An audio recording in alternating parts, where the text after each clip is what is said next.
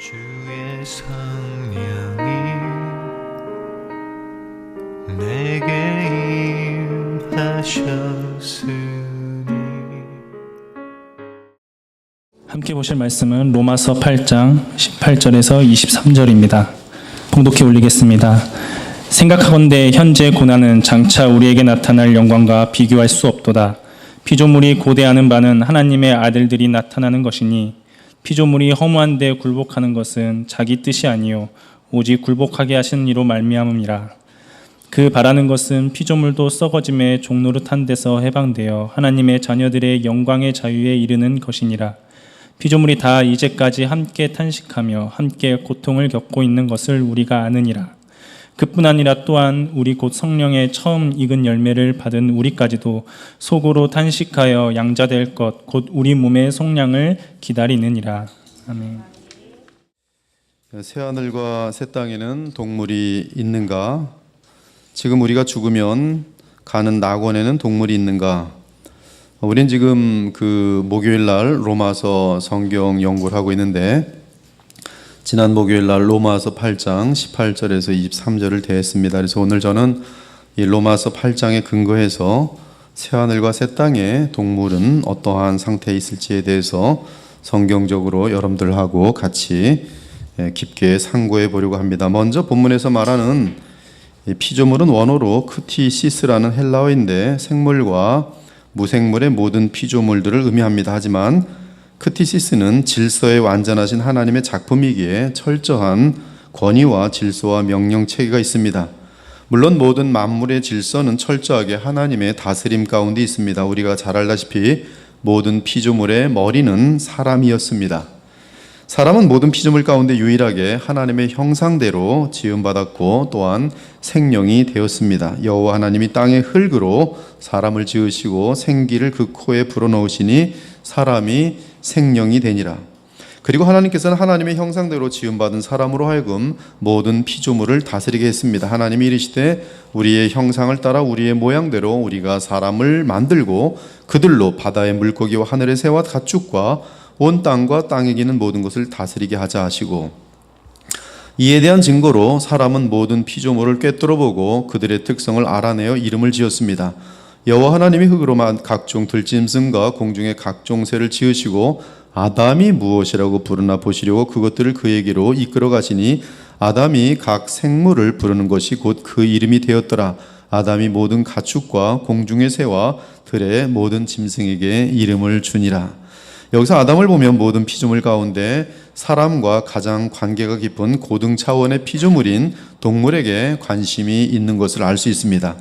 한편 본문은 어떤 묵시나 은유로 쓰여진 것이 아니기 때문에 이 내용을 상징적으로 보아서는 안 됩니다. 본문은 어떤 영적인 진리에 대한 진술입니다.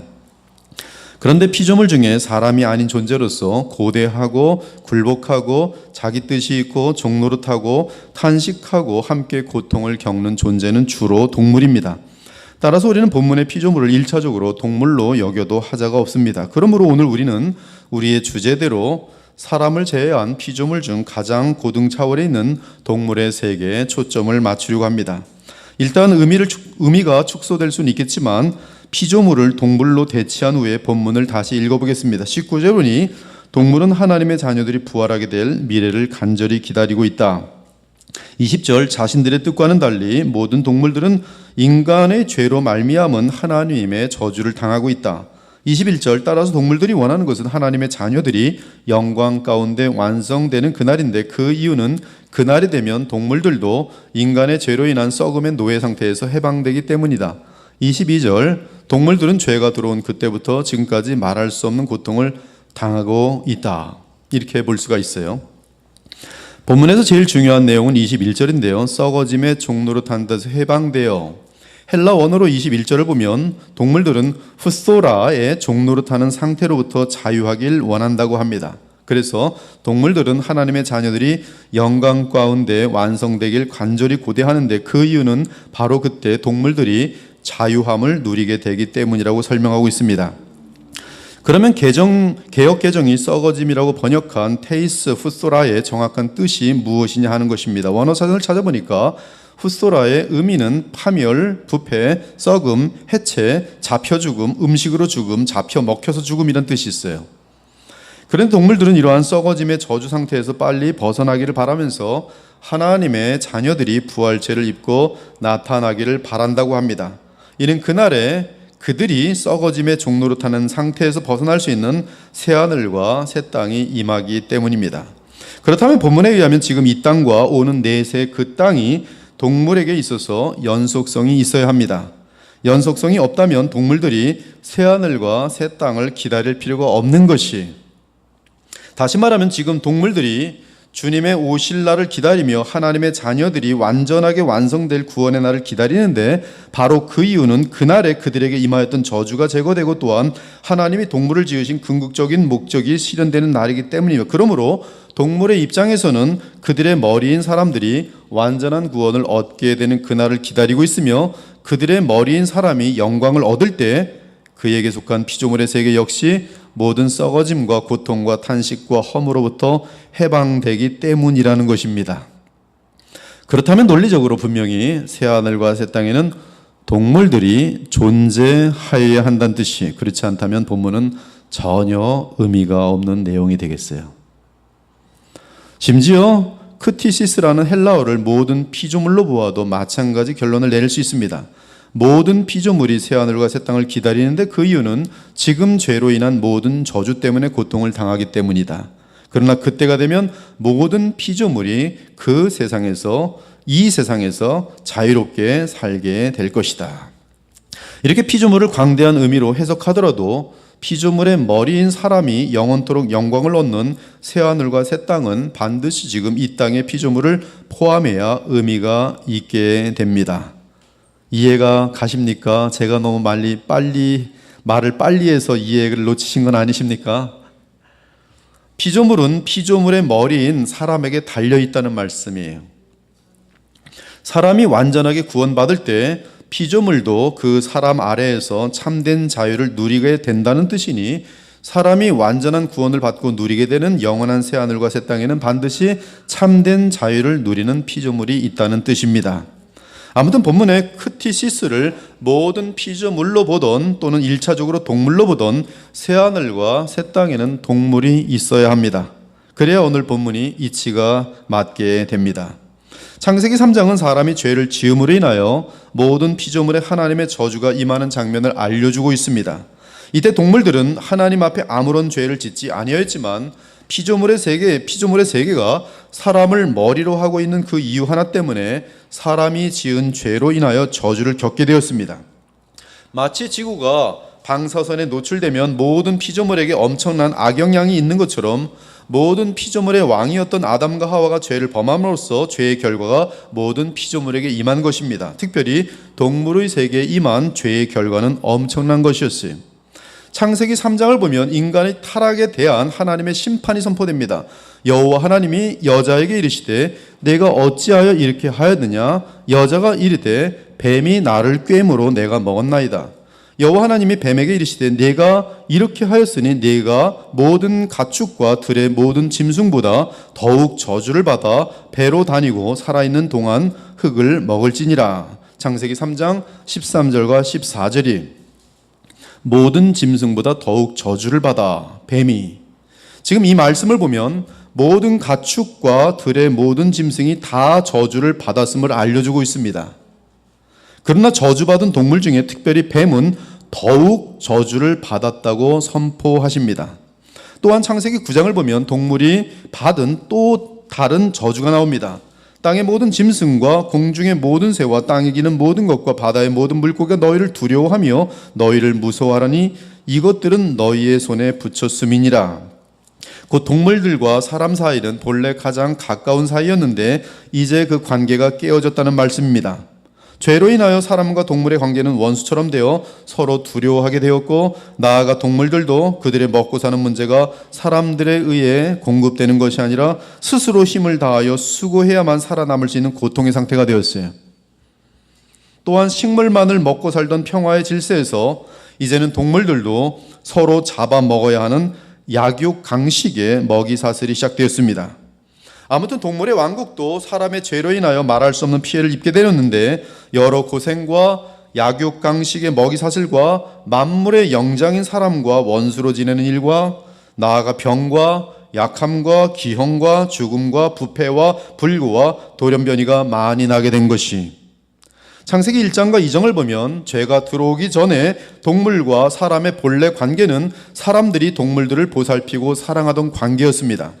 그리고 동물이나 사람이나 풍성한 모든 채소와 풍성한 좋은 열매들을 마음껏 먹고 마시며 살 수 있었기 때문에 먹고 사는 문제에 대해 전혀 어려움이 없었어요.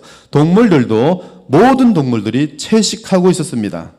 하나님이 그들에게 복을 주시며 하나님이 그들에게 이르시되 생육하고 번성하여 땅에 충만하라, 땅을 정복하라, 바다의 물고기와 하늘의 새와 땅에 움직이는 모든 생물을 다스리라 하시니라. 여기 보면 사람이 이 모든 생물들에게 먹을 것도 주고 돌보아주고 마음껏 그들을 부양할 수 있는 능력이 있음을 알려주고 있습니다. 하나님이 이르시되 내가 온 지면에 씨 맺는 모든 채소와 씨 가진 열매 맺는 모든 나무를 너희에게 주노니 너희의 먹을 거리가 되리라. 또 땅의 모든 짐승과 하늘의 모든 새와 생명이 있어 땅에 기는 모든 것에게는 내가 모든 푸른 풀을 먹을 거리로 주노라 하시니 그대로 되니라. 모든 짐승, 모든 살아있는 것들은 다 풀을 먹고 살게 되어 있었어요. 죄가 들어오기 전에. 또한 에덴 동산에는 동물이 있었습니다. 어디에? 에덴 동산에. 하나님께서는 에덴 동산에 사람들을 위하여 동물을 지어주셨습니다. 분명 우리가 아는 것은 동물의 세계는 죄가 들어오기 전 하나님의 선한 피조물 가운데 대단히 중요한 위치에 있었다는 사실입니다. 즉 그들은 사람들과 함께 지냈습니다. 그리고 동물이 에덴 동산 안에 살고 있었다는 사실은 온 세상에 임하는 새하늘과 새 땅에도 동물들을 두시겠다는 하나님의 계획을 미리 보여주는 것입니다. 더욱이 에덴 동산에서 동물의 역할은 매우 중요하였습니다.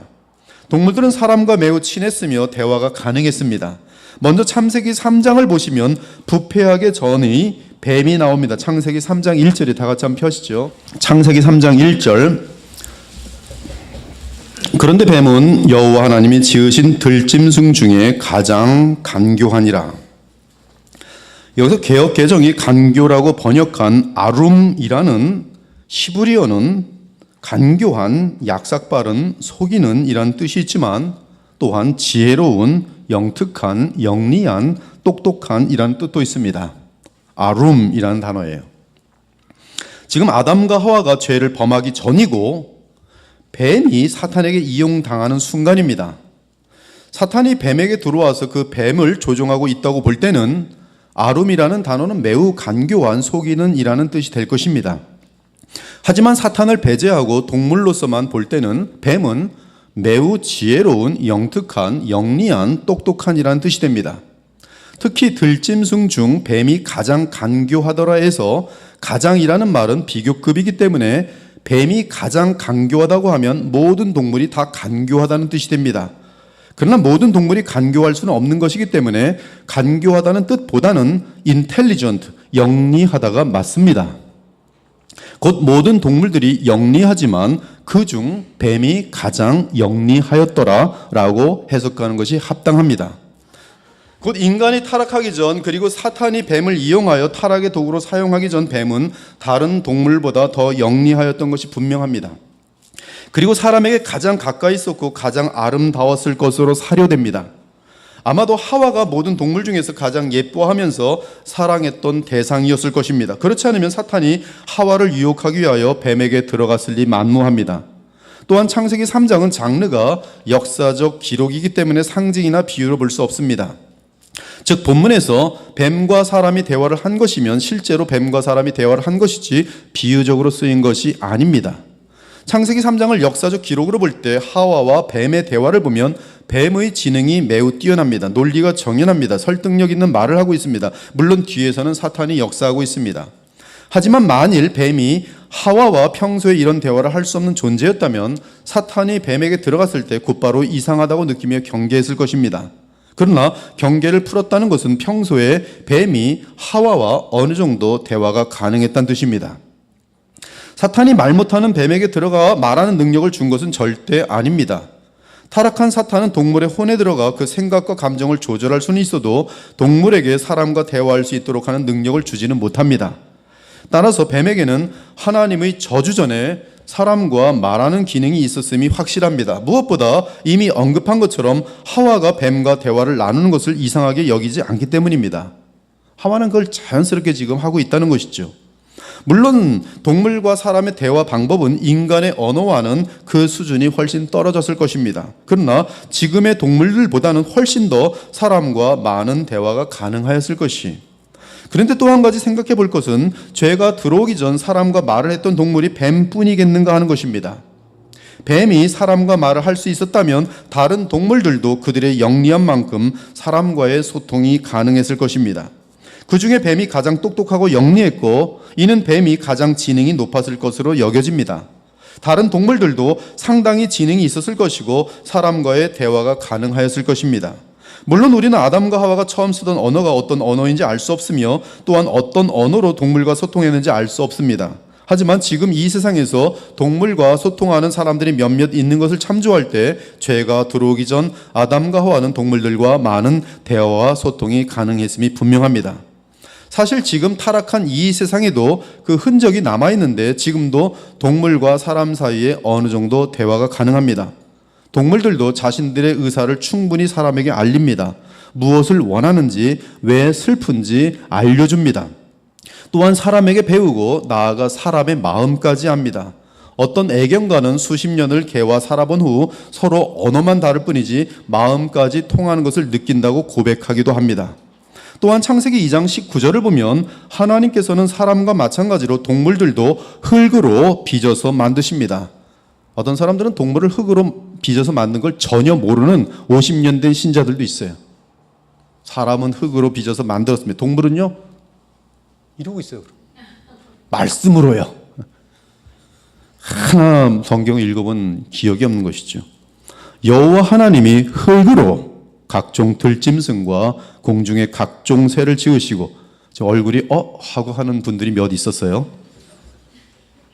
여호와 하나님이 흙으로 각종 들짐승과 공중의 각종 새를 지으시고 아담이 무엇이라고 부르나 보시려고 그것들을 그에게 이끌어 가시니 아담이 각 생물을 부르는 것이 곧 그 이름이 되었더라.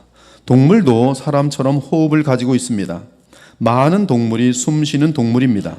심지어 동물과 사람은 하나님에 의하여 같은 날에 지어졌고 둘 다 흙으로 빚어졌습니다. 그래서 영적인 부분, 곧 사람은 하나님의 형상이 있다는 부분을 제외하고는 사람과 동물 사이에는 너무나 많은 유사점이 있습니다. 따라서 성경의 계시를 믿지 않는 진화론자들은 사람과 동물 사이에 너무나 유사한 점들을 보면서 헷갈릴 수밖에 없는 것이에요. 원숭이를 보니까 원숭이처럼 생긴 사람 남자들도 있거든요. 이 사람이나 원숭이나 생긴 게 비슷하네. 너무 헷갈리는 거죠. 진화했나 보다.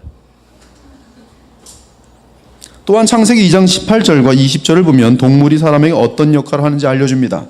여호와 하나님이 이르시되 사람이 혼자 사는 것이 좋지 아니하니 내가 그를 위하여 돕는 배풀을 지으리라 하시니라. 아담이 모든 가축과 공중의 새와 들의 모든 짐승에게 이름을 주니라. 아담이 돕는 배필이 없으므로. 하나님께서는 아담에게 하와를 주시기 전에 돕는 배필로서 돼지도 데려가 보고 소도 데려가다 보고 했는데 아담이 다 싫대요. 근데 이 동물들을 하나님이 왜 지었는가? 아담의 배필 후복감으로 주신 것이에요. 이는 하나님께서 아담이 외롭지 않고 심심하지 않도록 아담을 위하여 동물을 지었다는 사실을 말합니다. 심지어 하나님께서 사람에게 맡기신 문명과 문화의 사명을 돕도록 동물을 지어주셨어요. 그래서 인간의 문명사에는 동물이 늘 함께 있습니다. 여러분, 인간의 문명사를 이 기록한 이집트의 여러 어떤 벽 같은 데를 보세요. 동물이 빠지는 적이 없어요. 사자도 있고 독수리 있고 항상 있어요. 소는 항상 있고. 재미난 것은 아담이 식물의 이름을 지었다는 내용은 없습니다. 그러나 동물에 관한 한 동물의 이름을 짓고 있습니다. 히브리 개념에서 이름을 짓는다는 뜻은 그 동물의 속성을 정확히 보고 있다는 뜻이요, 아담의 삶에 매우 중요한 부분을 차지하고 있다는 뜻입니다. 또한 가장 중요한 사실은 동물에게 이름을 지어 주었다는 것은 동물들과 사람 사이에 어떤 사회적인 관계를 맺었다는 뜻이, 즉 같이 놀고 같이 웃고 같이 한마음이 될 수 있다는 것입니다. 그러면 사람에게 영혼이 있는 것처럼 동물들에게도 영혼이 있는가? 이 답에 대하여는 동물은 동물의 혼이 있다고 말하면 될 것입니다. 전도서는 이를 증명합니다. 전도서 3장 19절에서 21절을 보니 인생이 당하는 일을 짐승도 당하나니 그들이 당하는 일이 일반이라 다 동일한 호흡이 있어서 동물과 사람에겐 동일한 호흡입니다. 짐승이 죽음같이 사람도 죽으니 사람이 짐승보다 뛰어남이 없으면 모든 것이 헛됨이로라. 전도 3장 20절에 보니 동물이나 사람이나 다 흙으로 말미암았으므로 다 흙으로 돌아가나니 다 한 곳으로 가거니와 21절 인생들의 혼은 위로 올라가고 짐승의 혼은 아래고 땅으로 내려가는 줄을 누가 알랴. 참으로 하나님의 지혜를 받은 솔로몬은 귀한 사실들을 알고 있었습니다. 즉 사람과 동물은 동일하게 흙으로 지음받았고 사람의 혼은 위로 올라가고 동물의 혼은 땅으로 간다는 사실입니다. 물론 사람에게는 영이 있기에 사람의 영혼은 위로 올라갑니다. 신자의 영혼은 하늘로, 불신자의 영혼은 지옥 음부로 갈 것입니다. 반면 짐승의 혼은 땅으로 내려가 사라질 것이. 아무튼 동물의 혼은 사람의 영혼과는 물론 다른 것이지만 그들에게도 사람처럼 지정의가 가능합니다. 물론 사람의 타락으로 인하여 사람의 지정의에 무한한 부패가 발생한 것처럼 동물의 지정의에도 엄청난 문제가 발생하였을 것입니다. 타락 이전에는 동물들은 매우 영리하였고 감정에 있어서도 잔인하지 않고 온유하며 평화로웠습니다. 그리고 무엇보다 사람을 향하여 철저한 순종을 보였습니다. 아무튼 동물에게는 영이 없기 때문에 우리가 죽어서 우리 영혼이 들어가는 낙원 및 음부에는 동물들이 없을 것입니다. 여러분들이 그래서 이제 이 세상에 죽으시면 여러분의 몸은 땅에서 잠을 자고 여러분의 영혼만 어디로 가요? 낙원으로 가는데 낙원에는 동물이 없어요. 왜? 동물의 혼은 땅으로 내려가니까. 하지만 동물의 세계는 주님이 오시는 그날까지 이 땅에서 지속될 것이며 노아의 때에 노아 홍수를 건너 동물들이 이어진 것처럼 불심판을 벗어나 동물들은 새하늘과 새 땅으로 이어질 것이. 아무튼 창세기 2장에서 하와를 만드시는 내용을 볼 때 아담을 향한 하나님의 최고의 선물은 사람 하와였습니다. 그러나 하나님께서 그 다음에 차선의 선물로 주신 최고의 선물은 바로 동물이었습니다. 물론 성경은 사람은 하나님의 형상으로 피조되었기 때문에 인간의 영적인 요구는 오직 하나님 및 영적인 존재인 사람만이 채워줄 수 있습니다. 여러분, 부부는 가장 큰 행복이 무엇이냐면 영적으로 교통할 때예요. 어떤 이성적인 관계는 그리 오래 가지 않습니다. 그러나 영적으로 서로 하나가 되면 그 사랑과 이 평안과 그 기쁨은 말로 다 표현할 수 없어요. 그래서 신자들끼리 결혼해야 되는 것이. 신자가 불신자랑 결혼하면 처음에는 세상 맛 가지고 살지만 몇 년 후에는 그 영혼의 허망함 때문에 죽을 지경이 됩니다. 대화가 안 통해요. 인간의 영적인 요구는 오직 하나님 및 영적인 사람만이 채워줄 수 있습니다. 그러나 영적인 부분 외의 여러 정서적인 부분에 있어서는 동물이 사람들의 많은 부분을 메워줄 수 있음이 확실합니다. 그래서 사람들의 외로움과 심심함이 동물에 의해 해소될 때가 많은 것이, 지금 많은 치료가 이 널싱홈이나 지금 보양병원 이런 데 보면 동물들에 의한 치료들이 많이 있어요. 미국 같은 데서는 동물들 많이 풀어놓습니다. 그러면 할머니나 또 죽음을 앞두신 분들이 동물과 마지막 시간들을 같이 보내요. 근데 참 재미있게 해줘요, 동물들이. 따라서 모든 피조물의 세계에서 동물의 위치는 사람들에게 매우 특별합니다. 동물들은 사람들에게 한없이 기쁨과 위로를 줄 수 있으며 모든 피조물 중에서 사람 다음으로 사회적 교류의 대상이 될 수 있는 존재가 동물이었던 것이, 지금도 사람과 가까운 동물들은 그 주인과 함께 사회적인 교류를 합니다. 주인이 슬퍼할 때 동물들도 주인을 사랑하는 동물은 웁니다. 같이 가슴 아파요. 여러분 모르시죠? 주인들이 기분이 안 좋은 날은 동물들도 저쪽 구석 가서 기분 같이 안 좋아해요. 고양이들은 어떤지 모르겠어요. 그것 같아요. 똑같답니다, 고양이들도. 그래서 어떤 미국 코미디언이 말하길 눈치 빠른 개가 어리석은 아내보다 훨씬 영리하다고 말하면서 자신은 아내가 아닌 그 개와 함께 할 때 천국을 체험한다고 말하는 것을 들은 적이 있어요. 물론 농담이죠. 아무튼 모든 동물들은 죄가 들어오기 전에는 한결같이 사람과 좋은 관계에 있었습니다. 각 동물들은 어떤 방법이든 사람과의 대화가 가능하였고 또한 사람을 도왔습니다. 나아가 사람을 향한 완전한 순종을 하던 존재가 동물의 세계였어요. 죄가 들어온 이후에도 성경은 동물의 위치가 사람에게 매우 중요한 것을 잘 나타냅니다. 먼저 하나님께서는 친히 동물들을 보살피심을 증거합니다.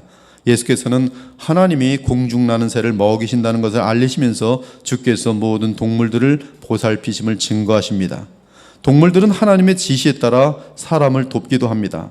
비둘기가 노아에게 감람나무 잎사귀를 가져다 주는 사건도 그러하고, 굶어 죽어가는 엘리야에게 까마귀가 와서 먹을 것을 가져다 준 사건도 그러합니다. 심지어 당나귀가 이 발람 거짓 선지자에게 말한 기적은 하나님이 사람을 위해 동물을 사용하신 사건들이, 특히 성경은 사람과 동물의 연대성을 말하고 있는데, 요나서 3장을 보면 하나님께서 니느웨 사람들의 회개를 원하실 때 사람들만 베옷을 입는 것이 아니라 동물들도 베옷을 입게 하였어요. 또한 십계명에서도 안식일을 지킬 때 사람만 안식일을 지키는 것이 아니라 동물들도 그날에는 쉬어야 했어요. 일하면 안 됩니다. 이처럼 동물들과 사람이 같은 연대요, 같은 공동체라는 말씀이. 더 놀라운 것은 구약에서 사람의 죄를 사하기 위하여 오직 순결한 동물로 제사에 사용하게 하셨다는 점이, 사람의 죄는 오직 동물의 피로만 용서함 받을 수 있습니다. 물고기 피로 안 됐어요. 무슨 벌레 피로 안 됐습니다. 잠자리 잡아다가 피 뽑아가지고 대속한다고 되지 않았어요. 동물의 피. 물론 동물의 피는 죄 없는 사람이신 우리 주 예수 그리스도의 보혈을 상징할 뿐이었습니다. 그럼에도 사람의 생명을 살리기 위하여는 적어도 다른 피조물이 아닌 사람에게 가장 가까웠던 동물의 생명이 죽어야 한다는 점을 알리고 있는 것입니다. 성경은 물고기로 사람의 죄를 대속하라고 하지 않습니다. 벌레로 사람의 죄를 대속하라고 하지 않아요. 오직 흠없는 정결한 짐승들, 즉 소나 양, 염소 등으로 제사 드리게 하셨던 것이, 이러한 제사 제도를 볼 때도 동물의 위치는 사람에게 있어서 엄청나게 중요했던 것을 알 수 있습니다. 이제 새하늘과 새 땅에 어떻게 동물의 세계가 들어가는지 살펴보기를 원합니다. 먼저 이를 알기 위하여는 노아 때의 홍수와 노아의 방주를 보셔야 합니다.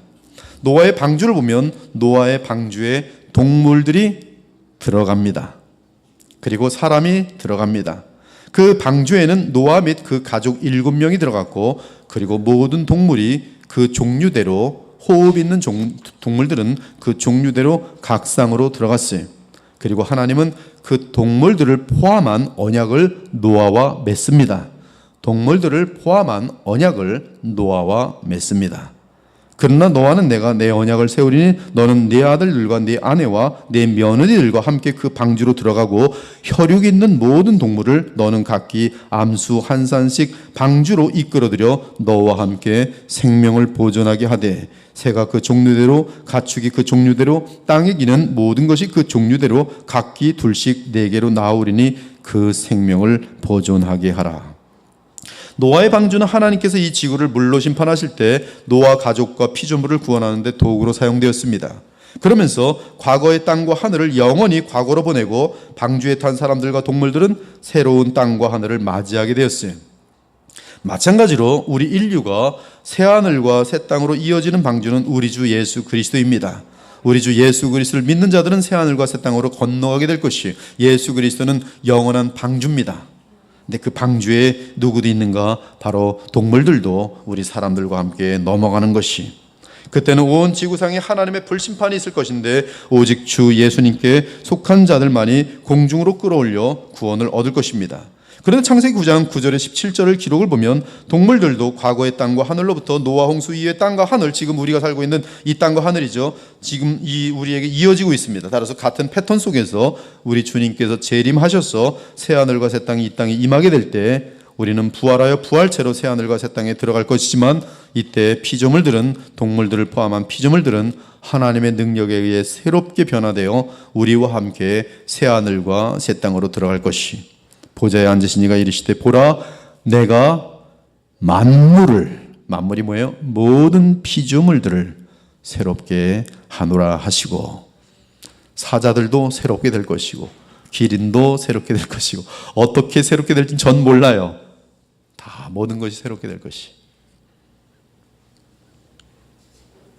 아마 다 타락과 함께 사자 이빨이 요만했다가 이렇게 커졌는지 모르겠어요. 그다가 이제 다시 조그매질지 모르겠어요. 풀 먹어야 되니까 모르겠어요. 이때 이 지구는 근본적으로 변화되어 새하늘과 새 땅으로 이어질 것입니다. 베드로후서 3장을 보니까 이 모든 지구의 체질이 다 변화되는 것을 보여주고 있어요.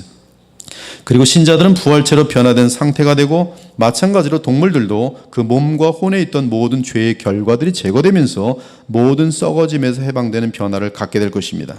그 변화는 인간의 죄로 인하여 동물들이 잃었던 것을 다시 찾을 것이요, 죄의 결과로 오염된 잘못된 품성들, 잔인함, 약육강식 등의 모든 저주들이 제거될 것입니다. 그리고 원래 창조되었던 동물의 장점들과 아름다움과 함께 그들에게 주어진 모든 선한 것들이 최상의 상태에 이르게 될 것이, 이처럼 로마서 8장은 모든 피조물의 왕인 사람이 타락함으로써 모든 피조물에게 비참과 고통과 허무와 썩어짐이 임하게 됐음을 말하고 있습니다.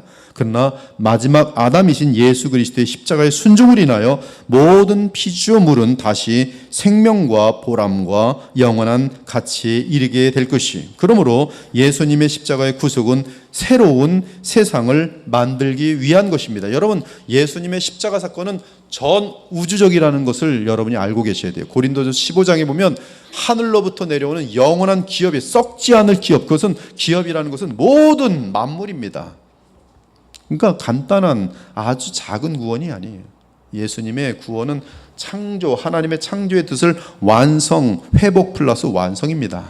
그래서 십자가 사건은 엄청난 사건이에요.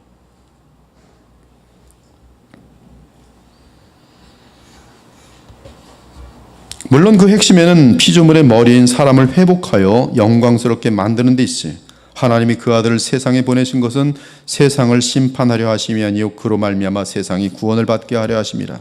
여기서 세상은 사람들뿐만 아니라 피조물까지 포함한 세상이, 내가 온 것은 세상을 심판하려 함이 아니요 세상을 구원하려 함이로라. 그는 우리 죄를 위한 화목제물이니 우리만 위할 뿐 아니요 온 세상의 죄를 위하심이라. 그때는 모든 세상 나라들이 그리스도의 나라가 되어 영원히 이 땅에 서게 될 것입니다. 즉 오직 하나님의 백성과 그 나라의 왕이신 예수 그리스도께서 영원한 영광을 누리며 새하늘과 새 땅에 영원히 거할 것이, 물론 하나님의 아들들을 머리로 둔 모든 피조물들이 그곳에 영원토록 함께 할 것이. 저는 이 말씀을 준비하면서 우리 후레니가 이제 한 2년이면 죽을 것 같거든요. 이제 나이가 상당히 지금 사람 나이로 치면 80세를 지금 넘어가고 있으니까, 새하늘과 새 땅에 가면 후레니를 만날 수 있을까? 근데 제 마음속에 가능하다라는 결론이 났어요. 아마 만나게 될 거예요. 너 어떻게 여기 왔어? 저 살아서 돌아왔습니다. 그 말도 하면서 얘기할 것 같아요. 참 좋더라고요. 정들었는데 어떻게? 하나님의 능력이 있는 것이, 하나님의 능력. 우리가 살아 생전에 적는 것들 다 돌려주시는 게, 그 정도 능력 없으시겠어요? 또 내가 새 하늘과 새 땅을 보니 처음 하늘과 처음 땅이 없어졌고 바다도 다시 있지 않더라. 또 내가 보매 거룩한 성 새 예루살렘이 하나님께로부터 하늘에서 내려오니 그 준비한 것이 신부가 남편을 위하여 단장한 것 같더라. 내가 들으니 보좌에서 큰 음성이 나서 이르되 보라, 하나님의 장막이 사람들과 함께 있으며 하나님이 그들과 함께 계시리니 그들은 하나님의 백성이 되고 하나님은 친히 그들과 함께 계셔서 모든 눈물을 그 눈에서 닦아주시니 다시는 사망이 없고 애통하는 것이나 곡하는 것이나 아픈 것이 다시 있지 아니하리니. 근데 거기에는 곡하는 것이 없이 아픈 것이 다시 있지 아니하리니 처음 것들이 다 지나갔음이라. 지금 이 세상, 죄 많은 세상, 정말 눈물이 없이 살 수 없는 이 저주받은 더럽고 무서운 세상 다 지나가고 죄가 없는 사랑과 평강으로 충만한, 다시는 애통하는 것이 없는 나라가 곧 임할 것이. 이기는 자는 이것들을 상속으로 받으리라. 나는 그의 하나님이 되고 그는 내 아들이 되리라. 그때 사람들은 더욱 동물들을 사랑하며 지내게 될 것이요 함께 장난하며 즐거워할 것이. 그때 이리가 어린 양과 함께 살며 표범이 어린 염소와 함께 누우며 송아지와 어린 사자와 살진 짐승이 함께 있어 어린 아이에게 끌리며 암소와 곰이 함께 먹으며 그것들의 새끼가 함께 엎드리며. 제가 사자 그랬는데 이사야 11장에 사자가 소처럼 풀을 먹을 것이며 젖 먹는 아기가 독사의 구멍에서 장난하며 젖된 어린아이가 독사의 굴에 손을 넣을 것이라. 내 거룩한 산 모든 곳에서 해됨도 없고 상함도 없을 것이니 이는 물이 바다를 덮음 같이 여호와를 아는 지식이 세상에 충만할 것입니다. 보라, 내가 새 하늘과 새 땅을 창조하나니 이전 것은 기억되거나 마음에 생각나지 아니할 것이라. 이리와 어린 양이 함께 먹을 것이며 사자가 소처럼 짚을 먹을 것이며 뱀은 흙을 양식으로 삼을 것이니 나의 성산에서는 해함도 없겠고 상함도 없으리라. 여호와께서 말씀하시니라.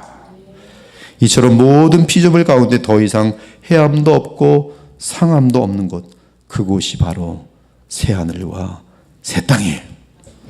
그러므로 우리 예수님께서 재림하시는 새하늘과 새 땅은 동물들을 포함한 모든 피조물이 함께 있는 사람을 위한 천국이, 모든 동물들은 더 향상되고 완성되어서 오직 하나님의 자녀들을 위한 하나님이 주신 큰 선물 중에 하나가 될 것입니다.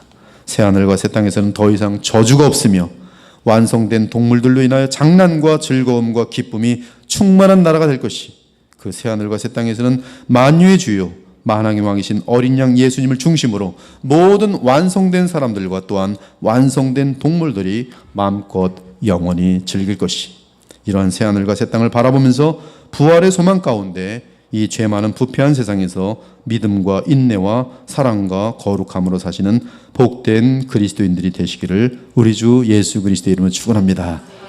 한마디만 더 하고 마칠게요. 이미 축원했지만 우리 기독교의 소망은 부활입니다.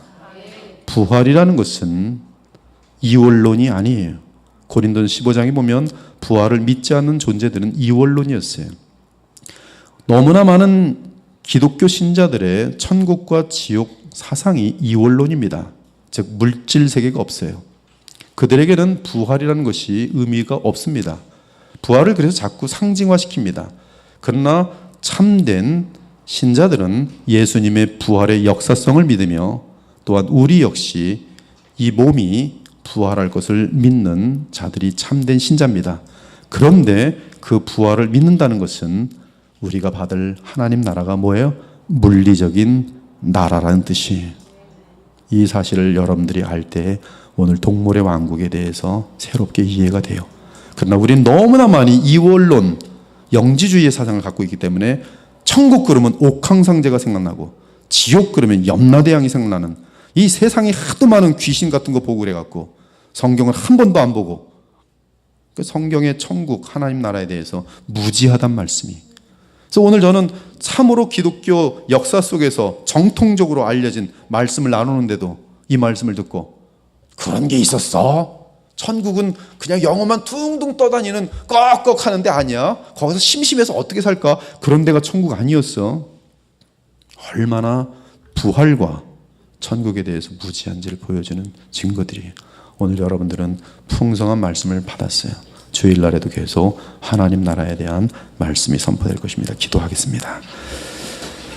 하나님 감사합니다. 오늘 성경을 통해서 동물들이 얼마나 사람 근처에 있었는지, 또 사람들과 함께 역사를 같이 달려왔는지, 그러나 그들은 우리를 머리로 하고 있기 때문에 머리에 의해서 모든 것이 결정나는 그런 피조물이었음을 다시 보면서 인간의 책임이 얼마나 많았는지, 우리 인간들 때문에 얼마나 많은 피조물들이 저주를 받았고 또 멸망을 받고 비참을 당했는지 보게 하시니 오늘도 사람으로서 여러 가지 미안한 마음이 끝이 없습니다. 저희들 남은 삶을 살 때 거룩한 삶을 살 수 있게 하시고 모든 피조물까지도 배려할 수 있는 사랑의 마음이 깊어지는 그러한 아름다운 사람들로 변화될 수 있도록 도우시기 원합니다. 예수님 닮게 하여 주시옵소서. 예수님은 온 세상을 위하여 자기 생명을 십자가에서 바치신 것을 오늘 보았습니다. 주님, 저희들도 우리의 생명 다해서 영혼 구원에 힘쓰기도 하지만 또한 우리에게 맡기신 각자의 사명에 또한 충실함으로 하나님이 원하시는 아름다운 세상 이 땅에 임할 수 있도록 하는데 쓰임받는 도구들이 다 되게 하여 주시옵소서. 천국의 소망을 다시 한번 부활과 함께 갖게 하신 주님께 감사드리며 살아계신 우리 주 예수 그리스도 이름으로 기도 올려옵나이다. 아멘.